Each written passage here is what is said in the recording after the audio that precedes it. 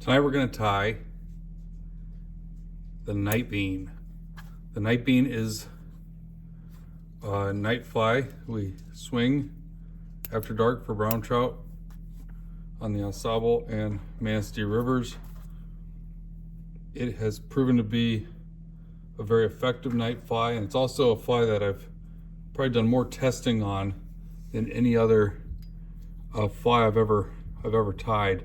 And interestingly enough, having gone through just a ton of different colors, chartreuse and white after dark is really significantly the best. So we're going to use 2 rabbit strips down the back. This fly can be tied big. It is, after all, a night fly. I should mention also that this is a really good surface fly for bass. I'm going to trim those up a bit. So we're going about, I would say 2.5 times the hook length on those, length of the hook.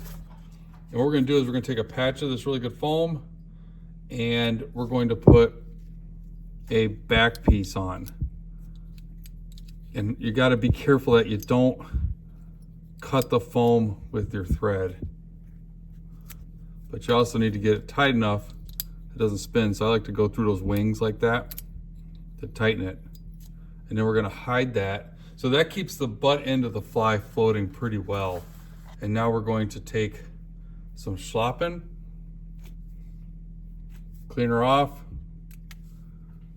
get the stem exposed, lash it on, and we'll go over everything here.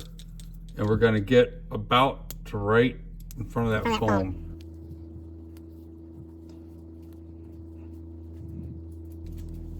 We're going to cover a lot of this up with deer hair. Nice thing about big flies is you really can sort of fudge it a bit, because the next step tends to cover the previous step. So I'm going to just tilt it back with thread wraps. We do have a lot to squeeze onto this fly, but now we're talking, we got a good start. What we're going to do next is run up to the front, take the rest of that foam, and we're going to put in a head, and we're going to keep it go over the hook eye. So that's our, like a gurgler head, pusher head. I originally tied this without any foam, but well, again, I did a lot of testing on this fly. I tried it in black and purple. I've tried every color, blue, pink, hot pink, what doesn't matter. This was by far the best. And then after I did it without any foam, I started tying it with foam, and that worked better too. I think mostly because it just tells it how to float. So we're gonna take a good chunk of chartreuse deer hair. This is the one step where I will I don't stack it, but we're gonna get the tips pretty even. We're gonna leave enough here and do a soft wrap, and then get her to spin around. And then we gotta stack it back like that. I just use my fingers. I'm not looking for perfection when I tie this fly, or almost any fly really. I'm looking for gonna work. So that's what we're headed for, is gonna work.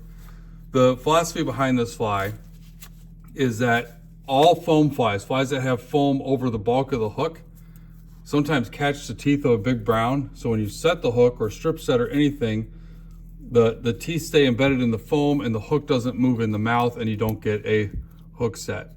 The other, I think, overriding philosophy of this fly is that this big white patch in the middle forms something of a target for a night feeding trout.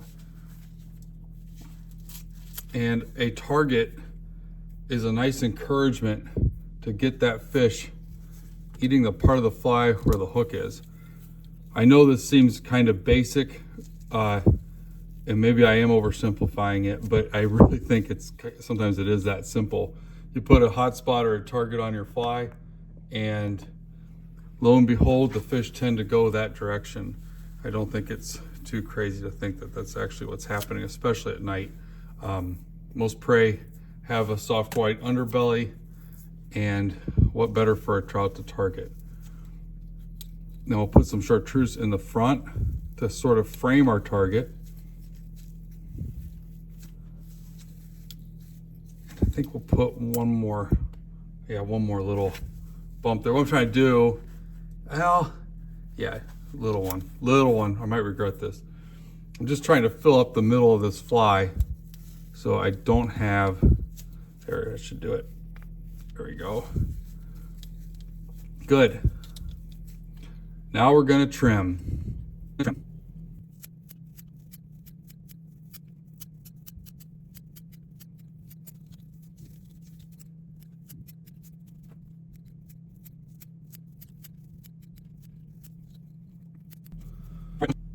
All right, once you finish trimming up the center of that fly, it'll look somewhat cork-like. It's not gonna look awesome, at least not the way I tie it. Maybe you want to tie it that way.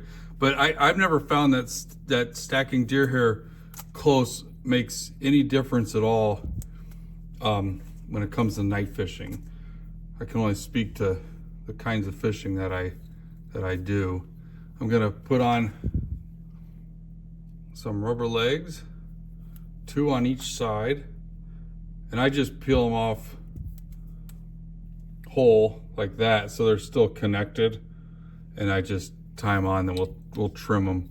I'm not too worried about trapping anything either.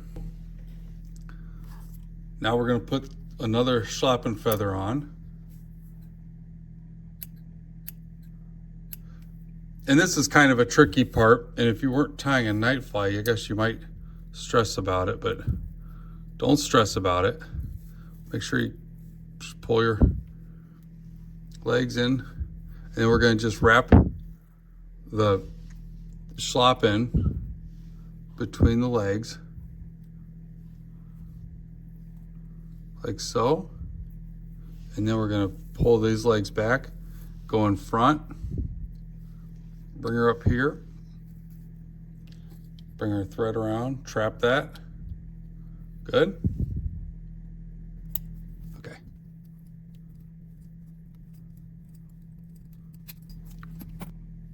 So that's the finished night bean. Good big target in the center there.